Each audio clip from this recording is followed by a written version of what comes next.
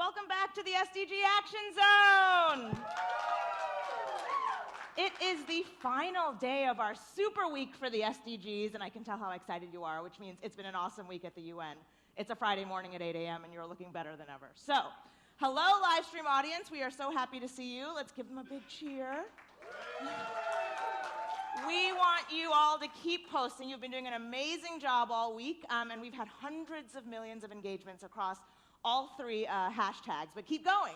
The hashtags are Act for SDGs, SDG for, how about I start again? The hashtags are Act for SDGs, hashtag for People for Planet, and hashtag SDG Action Zone. It's been a long week, but we know you're going to keep the conversation going. And today we're going to focus on oceans and small island states. We're actually going to live stream the SID Summit, which official name is the High-Level Review of Progress on Samoa Pathway. But for ease of reference, we'll say the SID Summit. And of course, that stands for Small Islands Developing States. And we're going to have a jam-packed program of amazing sessions, starting with the one coming up right now. So, I'm so excited to introduce Around the World in 60 Minutes, Snapshots of Ocean and Climate Change Action, hosted by the UN Division for Ocean Affairs and the Law of the Sea Office of Legal Affairs. And I'll just read you a little bit. Understanding the links between climate change and oceans has never been more critical. This event brings together alumni of the prestigious UN Nippon Foundation Fellowships to discuss their national work tackling climate change and oceans, including in the context of the SDGs, which of course is what we're talking about all week. So, they have their own special moderator, so I will introduce her and she'll bring up the entire panel. Please welcome the Director of the Division for Ocean Affairs and the Law of the Sea at the Office of Legal Affairs at the United Nations, Ms. Gabrielle Gutcha-Wanley, and her panel.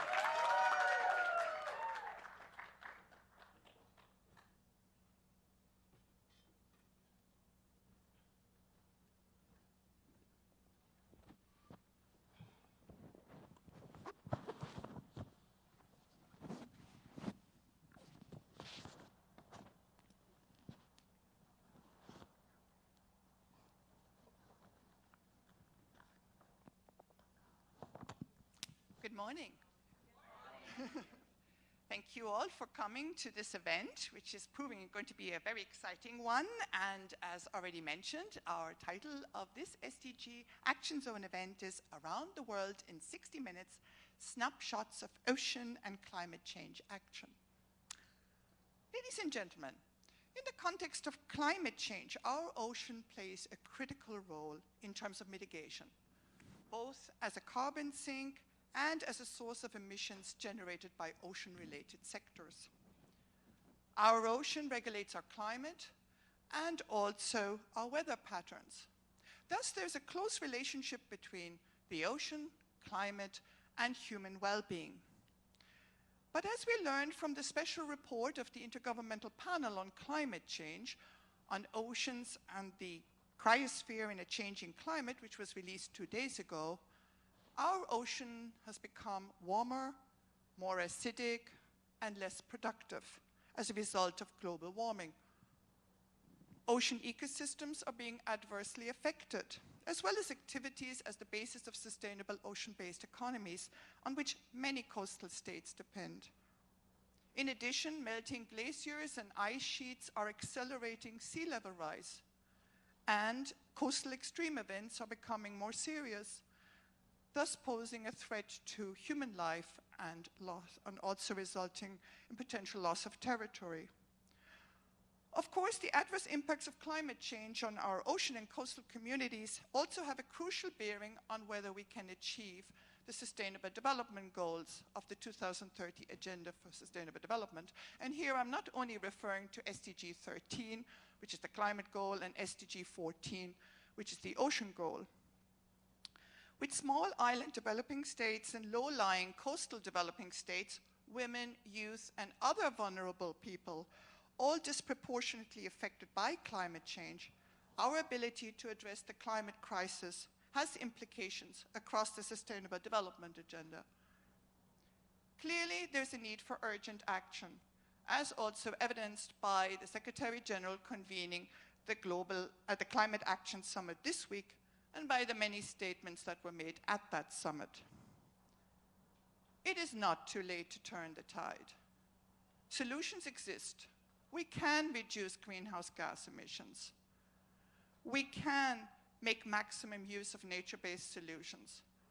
We can develop more our offshore renewable energy. And yes, we can take more effective action to address other current pressures on the oceans, such as pollution and overfishing. And yes, we can help the most vulnerable to the impacts of climate change.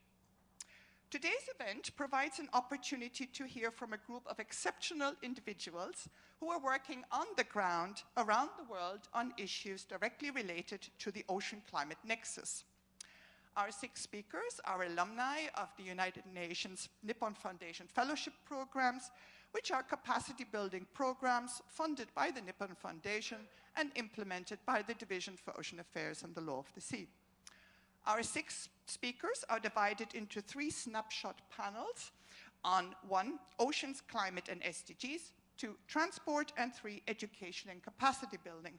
And I very much look forward to hearing from them and, of course, also to hear from you later on during the discussions. So now, to start our first panel, I would like to give the floor to Ms. Maria Amalia Rodriguez Chavez from Costa Rica. Please.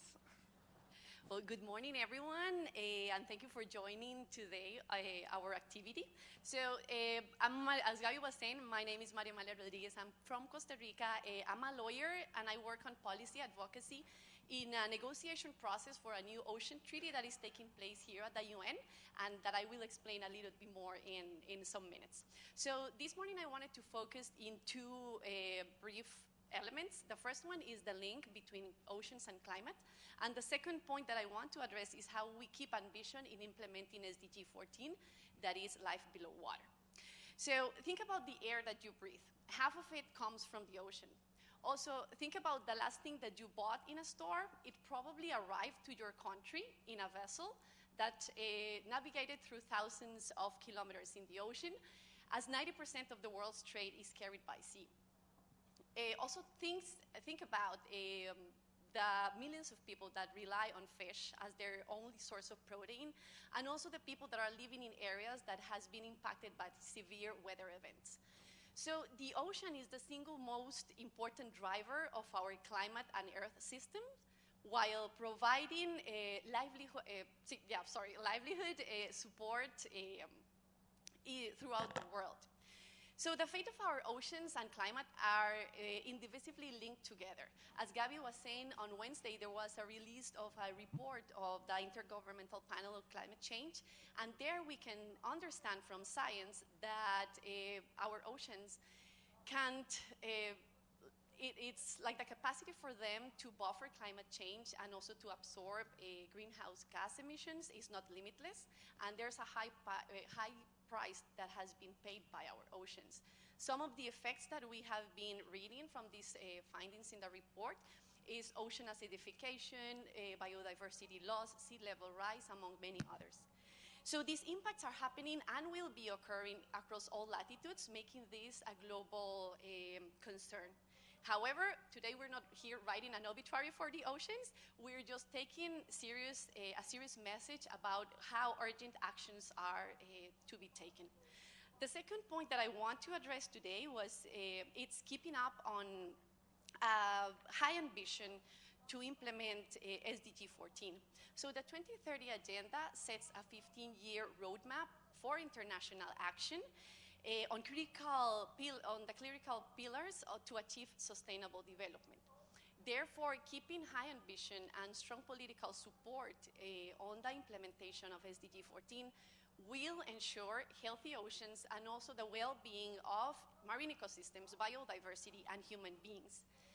Within the different targets of SDG 14, I do want to draw your attention on the negotiation process of a new ocean treaty for the conservation and sustainable use of marine biodiversity in areas beyond national jurisdiction. Those areas are the ones located after the 200 nautical miles of the country's exclusive economic zones, and they cover 46% of the surface of our planet. In this specific process, it's where my work relates. I do policy advocacy with other non-governmental organizations that they are members of the High Seas Alliance.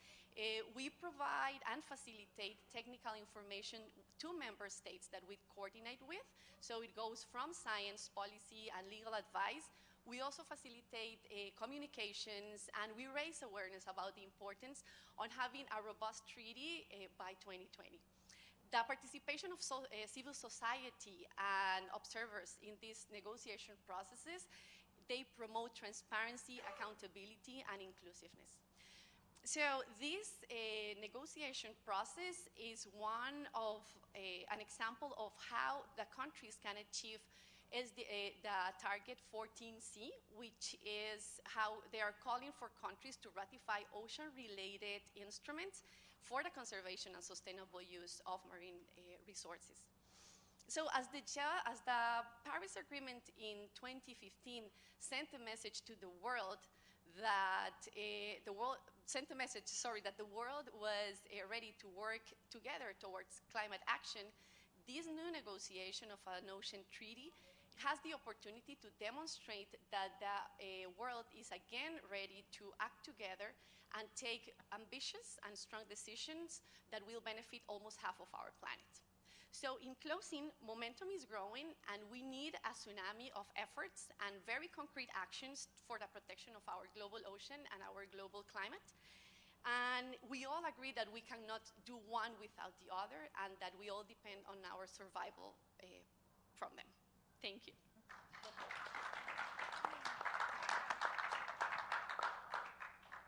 Thank you very much, Maria, for that very clear link between oceans and climate change, sustainable development, and of course also with a specific focus on the ongoing negotiations on a new legally binding instrument under the United Nations Convention on the Law of the Sea on the conservation and sustainable use of marine biological diversity of areas beyond national jurisdiction. Now I'm pleased to give the floor to our second speaker, Mr. Hendra Siri from Indonesia. Thank you, Madam Directors. My name is Hendra Siri. I'm from Indonesia. I'm currently working for Regional Secretariat for Coral Triangle Initiative for Coral Reef Fisheries and Food Security. This is an international organization for the 6 countries in Asia and Pacific. So you might know that we have a green carbon, black carbon, and also currently we have a blue carbon right now. So green carbon refers to the forest, black carbon refers to the coal, and one of, we can see this is currently discovered is what, not discovered, but this is like reinventing what we call this a blue carbon. Blue carbon means like the carbon captures in the coastal ecosystem. It can be captured in mangrove, captured by seagrass, as well as from the salmars. So we are talking about, for the blue carbon itself, is not only for what we call this, especially for the mangrove, not only for the canopy, but below the ground is really important.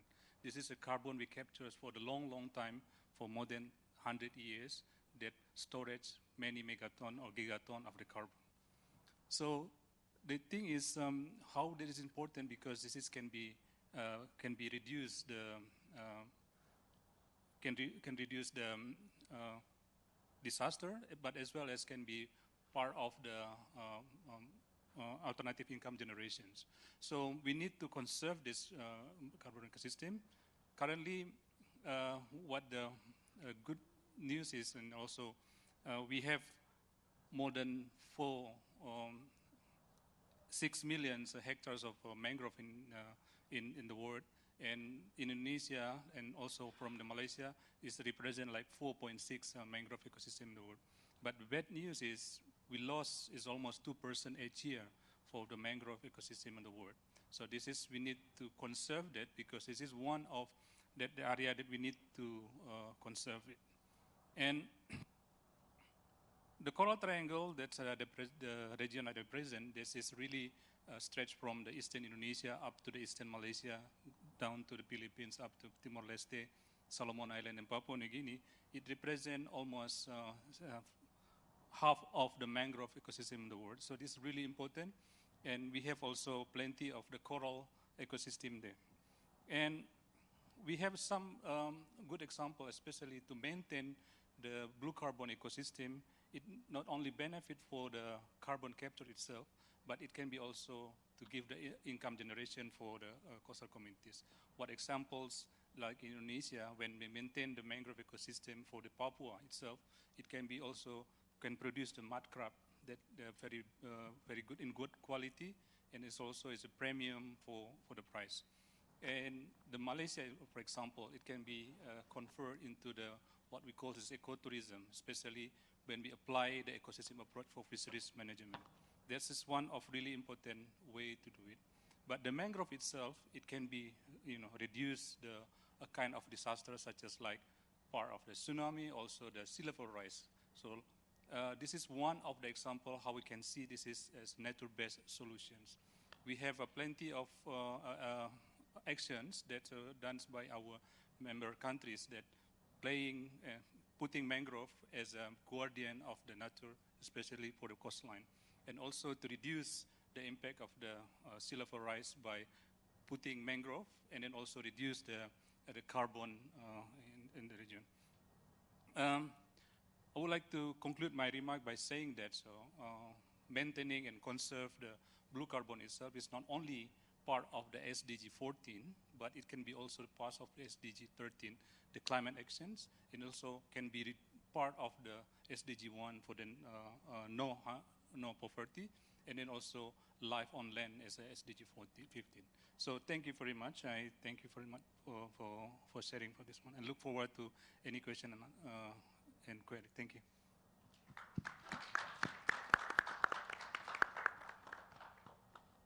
Thank you very much, Hendra, for highlighting the importance of nature-based solutions, in particular in this instance, the need to conserve mangroves, not only in order to address the impacts of climate change and to help with that carbon storage, but also you've highlighted the economic and social benefits that can also be gained. Thank you. Now I will turn to our third speaker, Ms. Tamar Iosseliyani from Georgia. Thank you very much, and good morning, everyone. This is really an honor and privilege to be the part of UN Nippon family. Besides that, I'm the Director of Maritime Transport Administration of Georgia. Today, I will speak about the importance of climate change elements in the national transport policy agenda from Georgian perspective. Everyone in this room is more or less aware that world commodity, 80% of world commodity is carried by the sea. It is crucial to understand that conservation and sustainable use of oceans, seas, and marine resources for sustainable development is the cornerstone of SDG 14. SDG 14 is a historic achievement as it acknowledges the importance of ecosystems to the livelihoods of millions of people around the world. The goal itself commits governments to conserve and sustainably use oceans, seas, and marine resources for sustainable development, giving this important source of food and biodiversity the recognition it deserves. Advancement of technology and more sophisticated solutions are flooding the world scene in every aspect of our lives. Our daily livelihood is extremely dependent on the use of technology, and where I think the shipping is no exception. More advanced ships are coming, and but we rarely see the technologies that use either alternative means to fuel their main engines. Maritime transport actually was not considered under the Paris Agreement, and as a result was never included in the National Climate Action Plan. It is noteworthy to mention that unlike Paris Agreement, IMO does not recognize differences between developed and developing economies, nor does it distinguish their intake in climate change issues. So International Maritime Organization is the global scene which can be taken up as an example where differences do not matter and where no more favorable treatment is available for the countries which are trying to avoid implementation of the global agenda. In April 2008, IMO adopted an initial strategy on this matter, which aims at the reduction of total annual greenhouse gas emissions from ships by at least 50% by 2050, comparing it with 2008, and includes quantitative reduction targets through mid-term, short-term, and long-term policy measures to help achieve the targets.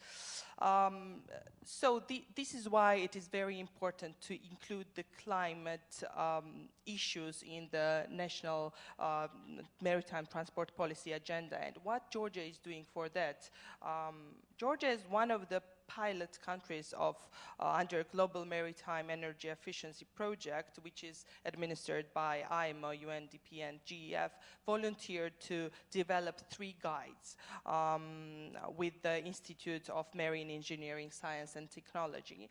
Namely, the first is rapid assessment for determining the country maritime energy efficiency and emission status, developing maritime energy efficiency strategy, and the third one is implementation of MARPOL Annex 6 into national legislation. So founding fathers of United Nations Convention on the Law of the Sea foresaw the future of oceans would be dependent on information sharing and technology transfer. So is the shipping worldwide, and Georgia is one of the pilot countries, certainly is looked at how those 3 documents are implemented and carried out in order to enable other countries to follow the same carbon emission-free shipping with low sulfur future. So we commit ourselves to reach those goals, and we commit ourselves to implement those tasks in coming months. So I think I can stop here because of the time limits, and then we can discuss it in Q&A session. Thank you.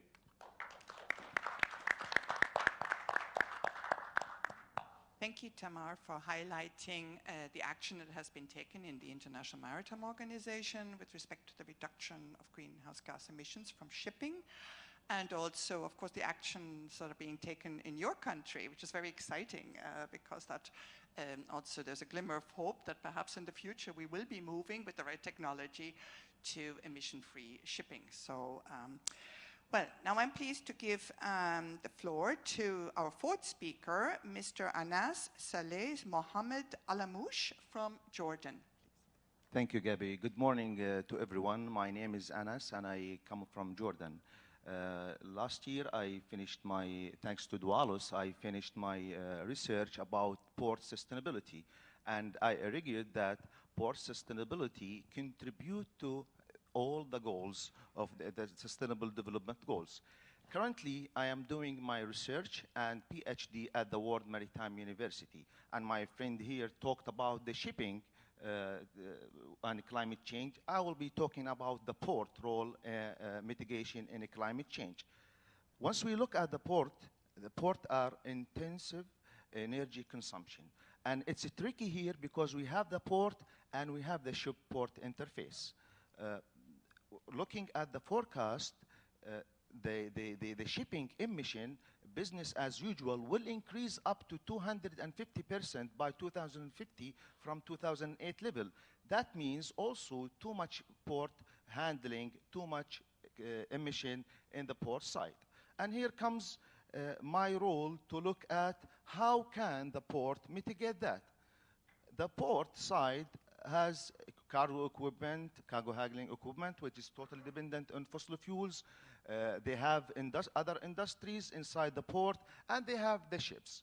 But the port recently came up with many measures, such as technology measures, pre and after treatment, energy measures, such as alternative fuels, hybridization, electrification, and also the operation measures, increase the port energy efficiency, doing the work in less time. Those are really promising measures, but shockingly, not many ports are taking that. And the level of take-up is very low. I wanted to look at the level in my country, Jordan, but I found out that ports all around the world are really reluctant and not taking actions and not adopting the measures. And I would ask myself, like, what are the reasons? The reasons, there are barriers and there are challenges. The barriers, such as uncertainty in regulation, port, if they impose actions against shipping or their tenants, they would lose competitiveness to other ports that will not do that. And as well, the reach for capital. Here, I want to say that ports' decisions will be 400 of years ahead. And the measures that we are taking are not silver bullet. We need to think wide and think in a wider perspective, because for each measure that I already mentioned, there are consequences, there are bad sides, and there are also costs. So here comes my contribution in research.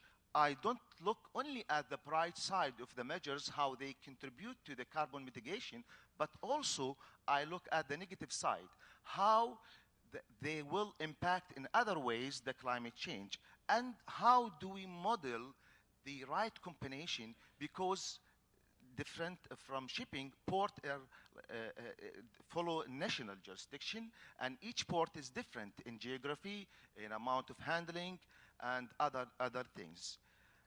Just to link the port actions with the Sustainable Development Goals, port mitigation and climate change not only contribute to the goal 13, but it contributes to goal number 1, in poverty, contributes to goal number 2, hunger, contributes to the social well-being, goal number 3, contribute to goal number 7, access to renewable energy, contribute to goal number 8, economic growth, contribute to goal number 9, building resilient infrastructure through mitigation, contribute to goal number 11,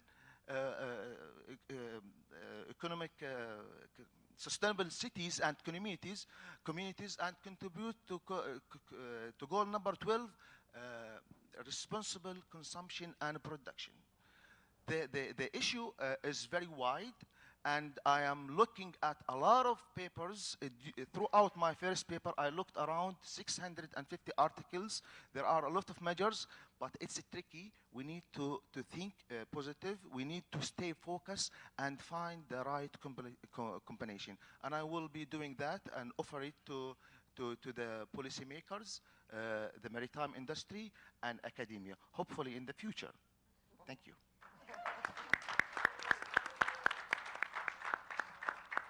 Thank you very much, Anas, and I hope you'll do it fast because time is of the essence. But certainly you've highlighted the challenges, but also the potential of the role of ports in facilitating the reduction of emissions. So let's hope that you'll be able to find all the research, and I think you're on the right road. So let's turn to speaker number 5, Mr. Everett Sioa from Samoa. Thank you, Madam Moderator. As of that, I would like to kick off the discussion on the on the role of capacity building in allowing states to implement their international legal obligations. Ladies and gentlemen, my name is Everett Sioa. I am a young solicitor from the Office of the Attorney General in Samoa.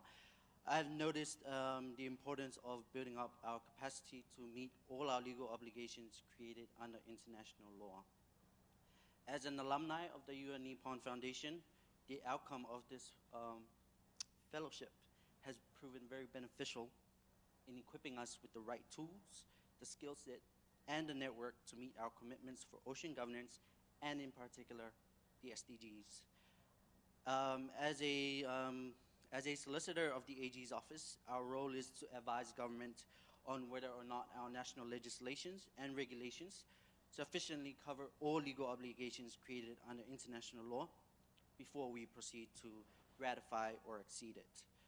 More importantly, our office assists the government with the procurement of resources and drafting of contracts for those procurements. As a small island developing state, the government needs to procure the technical assistance it needs to meet certain legal obligations under international law. Therefore, the need to procure and contract the relevant parties to provide the technical assistance we need must be done. So as small island developing states, we can agree that the successful implementation of national legislations and policies is very much dependent on the capacity of institutions to fulfill their roles. Resource mobilization to augment capacity development is fundamental, and the call for continuous support from development partners and the donor community are urgently needed. During an analysis that was conducted by one of the ministries back home, the Ministry of Natural Resources and Environment, the ministry highlighted increased awareness on environment and climate change as one of the strength attributes to their sector plan. However, the institutional capacity was also highlighted by the ministry, but it was one of the weakness attributes for their plan. Therefore, increasing awareness of the impacts of climate change on our oceans is just the first action towards combating climate change. Applying and enforcing our laws and regulations is the next action. Therefore, in order to continue meeting our legal obligations created under international law, our governments and communities will need adequate staff and financial resources to carry out their works. The reality for small island developing states is that it is often difficult to meet our international legal obligations and commitments given the capacity constraints that we face. The capacity of national government to participate in development and implementation of international law has been limited by a range of factors, including the availability of financial, technical, and human resources. Resource limitations have resulted in significant difficulties in relation to implementing and enforcing these laws. So you can have the perfect legislation, but if you do not have the institutions to fulfill those or carry out those roles, those legislations are pointless. So if you're probably wondering, does international law and SDGs have a role in addressing capacity building needs?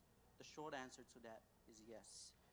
The need for capacity building to assist national authorities in SIDS to respond to climate change has long been recognized under international law on ocean governance and climate change. I'd just like to pull out an article.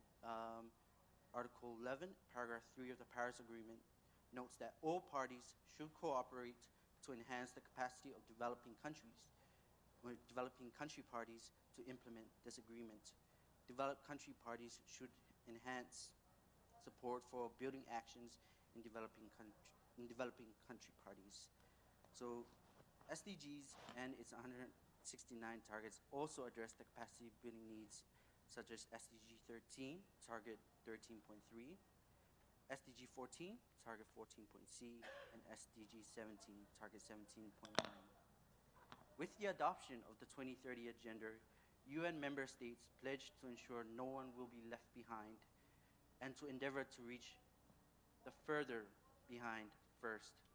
To conclude, addressing capacity development needs is an essential building block of successful sustainable development to ensure that the states are able to meet their international legal obligations. Thank you.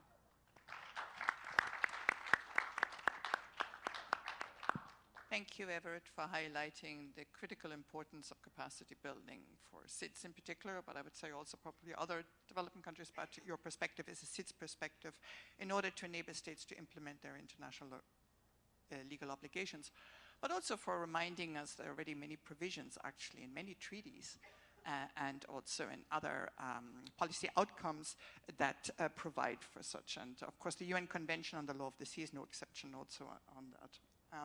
So now turning to our last speaker, Ms. Yvonne Edwin from St Lucia, please. Good morning. I am Yvonne Edwin from St Lucia. I work with the Department of Fisheries through the Ministry of Agriculture.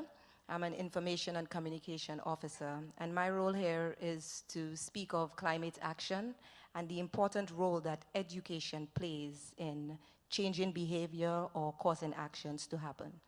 I think we can all agree, based on the speakers and what we've heard for this week, that the impact of climate change is inescapable. The call for immediate global action, it comes at a time when both science and recent experiences that we have seen and heard tells the same story, that the time for action is now. The reality of climate change for people coming from a small island developing state like mine or from the Caribbean, and I'm sure a lot of us can relate, that the frequent occurrences of extreme weather and obvious changes along the coast, it's evident. Our fishers see it, our farmers see it. They're aware of the problems because it's evident in their catch and the changes as it affects their livelihood. My question is, if this is so obvious, why are we not taking the necessary action? Why is it business as usual? And that is why the importance of public awareness, education, information sharing cannot be overemphasized. Education and capacity building plays a pivotal role in changing behavior, and it is most influential in impacting knowledge and understanding. What I do know is convincing anyone to change is a challenging task. They need to understand the issue before they can change that behavior. And going into schools and the work that I do in my country, it is very clear that this is the way to go. It is to build capacity, and to build capacity through the opportunity that all of us alumni have through the Nippon Foundation, getting to forums such as this one, the Climate Week, building our capacity, our skill set and tools, and going back into our country and dissecting the information that we have learned or the skills and tools that we have gained. This Nippon Foundation opportunity takes us all over the world, rightfully so, because we have a network of persons who share best practices in their country, and that nexus of information gives us the opportunity to understand it and to go back and impact that knowledge and understanding. There are many reports. We just received one this week on climate change from the Intergovernmental Panel on Climate Change, and there are many other reports. The blue this, the blue that, strategies, plans, actions. But how can the average person understand this? We are the ones who could go back and break it down for them, get them to understand the real action, the actions that they need to take. No one has the time maybe to read those lengthy documents, and that is where the important role of education can change that behavior. I have seen this firsthand, and like I said, I do a lot of work in schools and throughout communities, and that is the way you cause people to change their behavior. It's through understanding and through knowledge. Another key aspect is how you communicate that information. It has to be clear. Environmental messages are not always something that people will pick up on, so it has to be enticing, it has to be detailed enough, and it has to be clear, with an action-oriented focus. We cannot do this alone, and so partnerships are important, collaboration.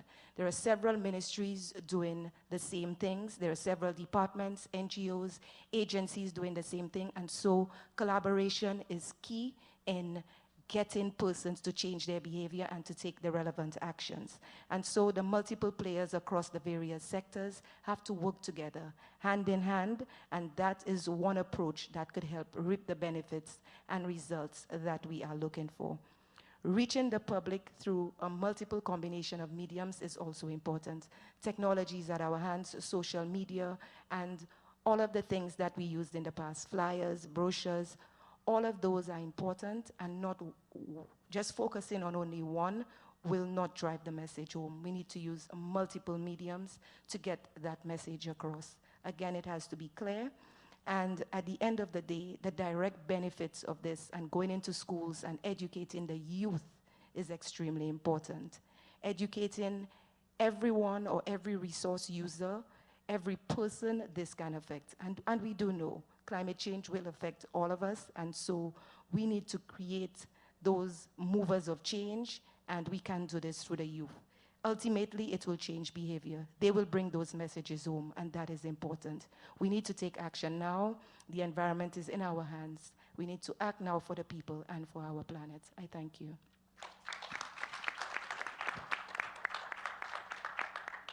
Thank you very much, Yvonne, for highlighting the need to basically have the importance of public awareness and education and information sharing for everybody to be able to understand what the problem is and to be able to act. And I take your point about breaking down all those complicated reports to something that will actually incite action.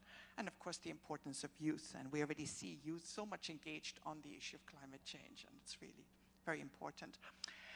Well, I think there's some very common themes that are arising from many of the interventions that we have heard, and certainly we heard that there's a clear nexus between the ocean and climate change, and we've also heard that there's a relationship between the climate and the SDGs and the 2030 Agenda for Sustainable Development as they relate to the ocean.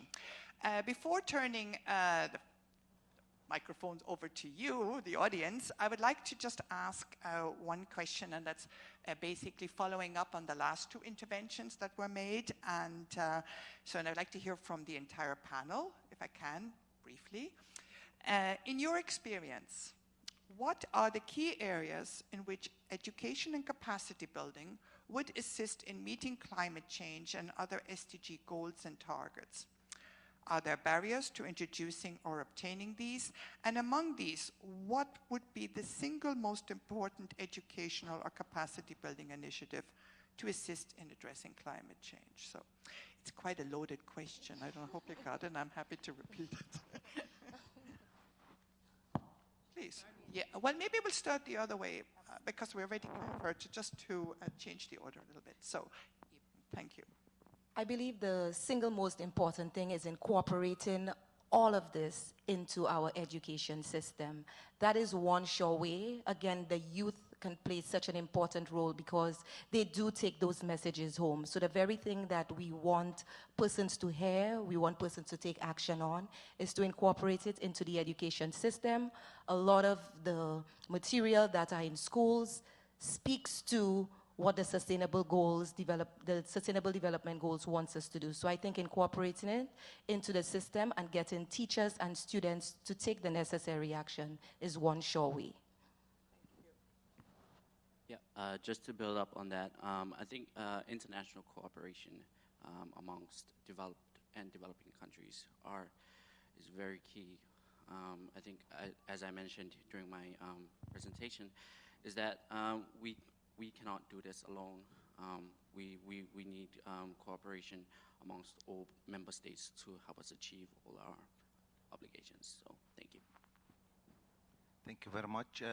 I'm taking this opportunity to wish all the seafarers all around the world, 90% of them are men and 1% are women.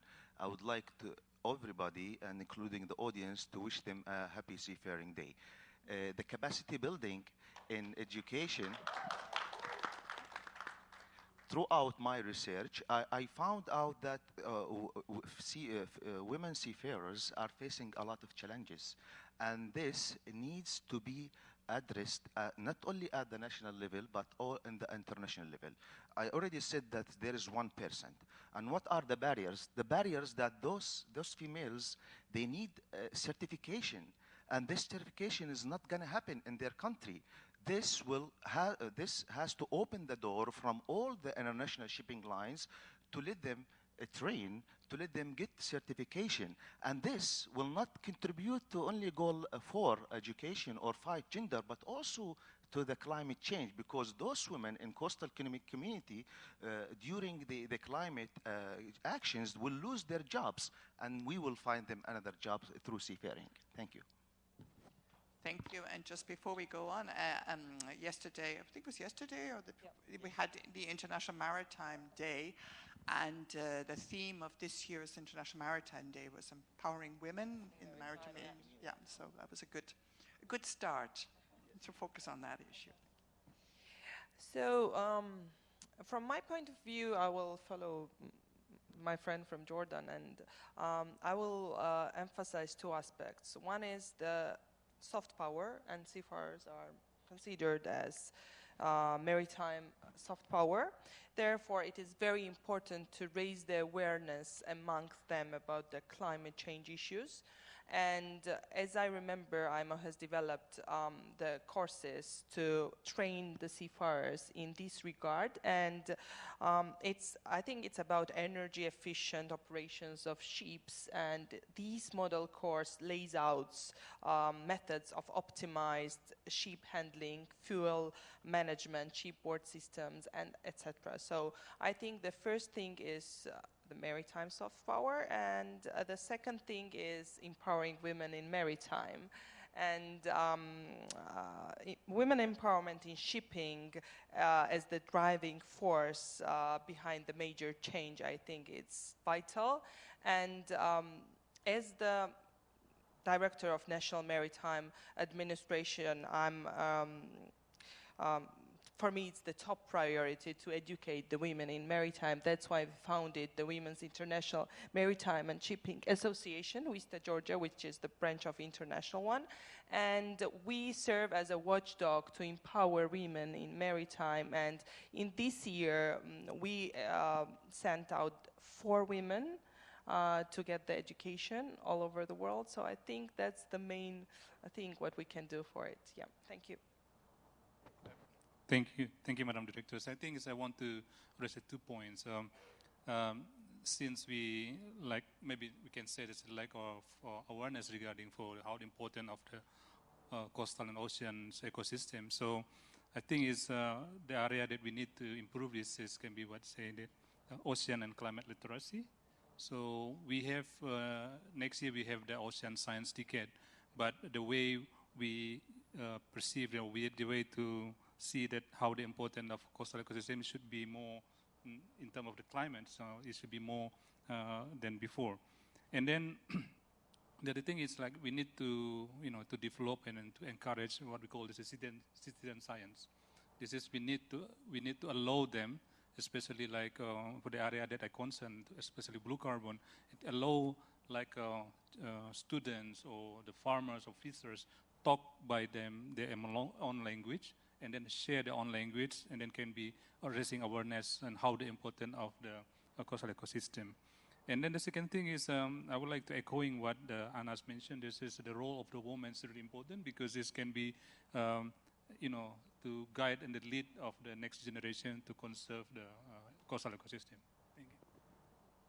And to finalize the round of answers, for me, I think that capacity building on mitigation and adaptation strategies and action plans are key for coastal communities and also for countries. From the findings of the IPCC report, we see that some of these scenarios are happening anyways. So having feasible actions and a clear way forward for communities and countries should be highlighted, and also the importance of nature-based solutions, that I think it's the most tangible solutions that we already have in our countries. And then more about a barrier, the thing that I do think it's important is for countries to identify their own capacity building needs, because the same recipe would not work for everyone the same. So yeah, doing that internal evaluation of which capacity building needs each of these countries have will serve to uplift the improvement on capacity building initiatives. Thank you very much for giving your views. I'm conscious of time. We only have 9 minutes left, so I would like the audience to also have an opportunity to ask any questions that they may wish. So the floor is now open for questions. Great, thank you. Good morning. My name is Famara. Thank you all the presenters for sharing your experience with us with the different areas of your expertise. This might be a general question to all of you, but specifically on the shipping guys over there. So we know basically usually shipping, fisheries, and environment are usually in different ministries. And then for us to work together to meet the SDG targets like the 11, the 14, and the 13, we need to have a national collaborating effort. I don't know at your level of your countries, how do your ministries work together to ensure that the interest of one ministry does not inflict on the other one, so that we can all work together and ensure that our coastal environment is protected, but also coordinate our efforts in reducing climate impact on the ozone or on the coastal area or on the environment. Thank you. It's a very good question, so I now pass over to the panelists who would like to answer. Okay. You talked about the climate impact in the coastal area, and I will answer you from my area of expertise, which is the port. And this will take me not only to the port climate mitigation, but also to adaptation. And the issue is only sink or swim. So either port take action to adapt, or they will lose a lot and they will sink. And if ports will not adapt to climate change, what will happen? The impact will be drastic, because ports are drivers of economy, and they are also a facilitator for countries' interconnectivity and socio-economic actions. So ports, if they don't adapt, they lose jobs, they lose economy, and they lose as well interconnectivity. And this will lead also the port to the country to increase emission, because they will depend on land transportation and aviation. And this will also a lot of consequences. One of them, the disruption of supply chain and the lead time, too much inventory, too much storage, too much consumption. So I think all countries, including us, needs to adapt, and we need to connect with the United Nations Conference on Trade and Development initiatives for ports adaptation all over the world.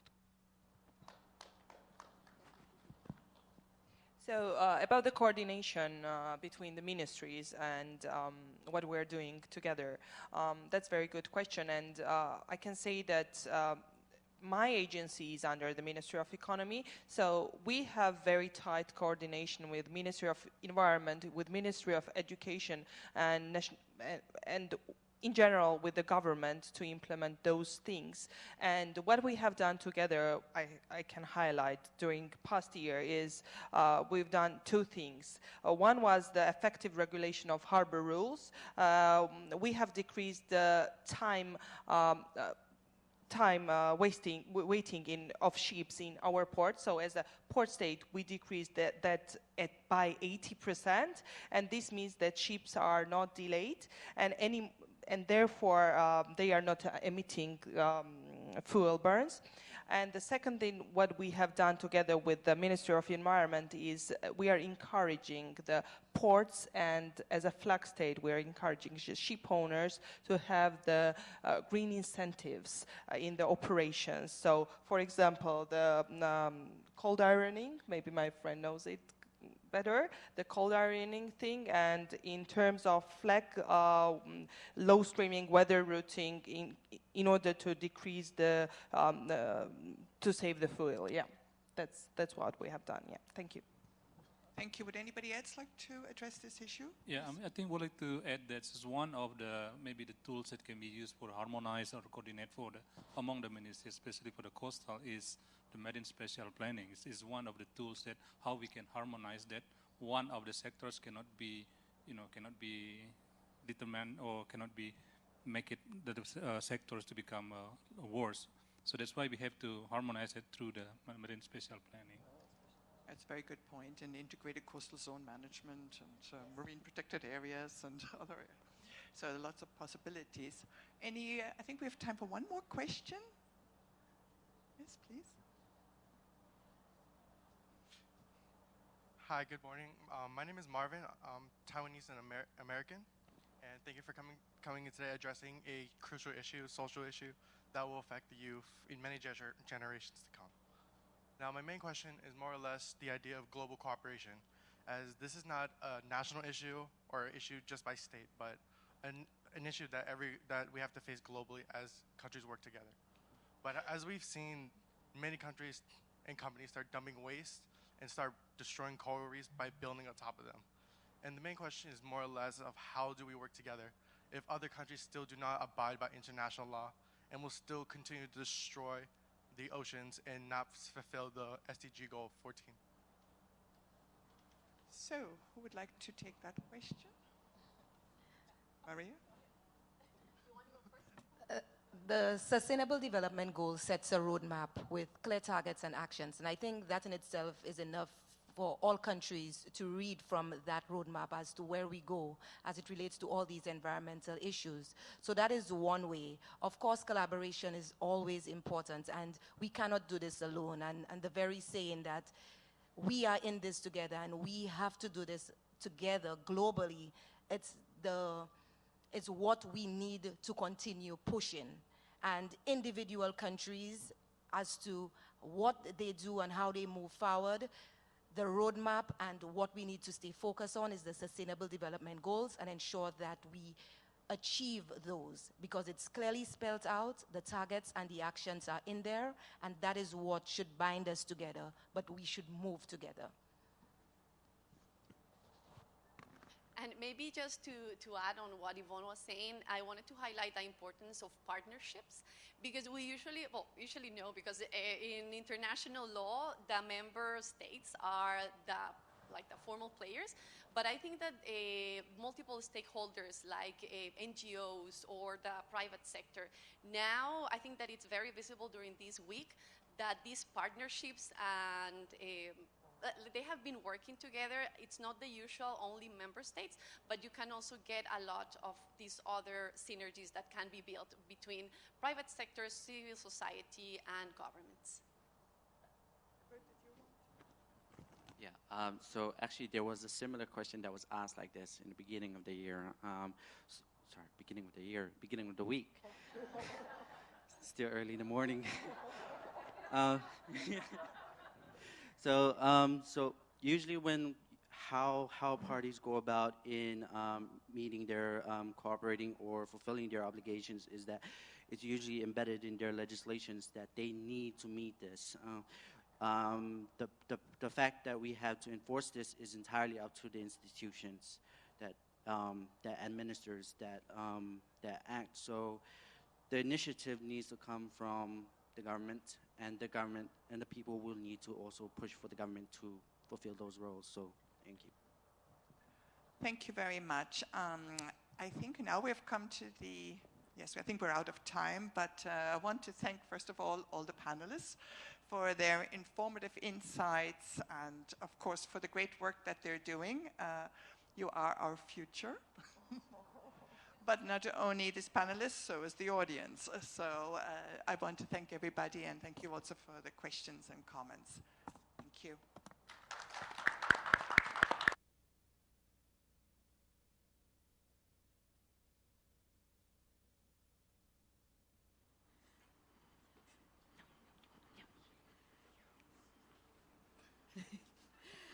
Thank you again to our panel, and I love the call to action because it's not just them fixing the future, it's you. Here in the, where are we? We're in the SDG Action Zone. I expect audience interaction, folks, and the live stream audience expects it too. We are so excited. Again, this is the last day of our super week for SDGs, and if you haven't posted yet today, please do it now. There were so many tweetable moments from our awesome opening panel. The hashtags are Act for SDGs, SDG Action Zone, and For People for Planet. We have had hundreds of millions of impressions and interactions over the last few weeks with those hashtags, so we can't wait to see what comes out of this incredible week.